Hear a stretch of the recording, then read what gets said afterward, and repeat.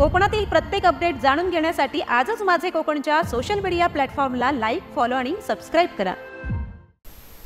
नवसाला पावणाऱ्या रत्नागिरी जिल्ह्यातल्या चिपळूणमधील श्रीदेव सोमेश्वर आणि श्रीदेवी करंजेश्वरीचा शिमगा उत्सव कालपासून सुरू झाला आहे। याच देवीच्या दर्शनाला सलग दुसऱ्या वर्षी सिनेकलाकारांनी हजेरी लावली आहे। सायली संजीव, रुपाली भोसले, मंजिरी भावे, मयुरी देशमुख आणि ओमप्रकाश शिंदे असिस्टंट डायरेक्टर सागर मोरे यांच्यासह देवीच्या दर्शनाला आले।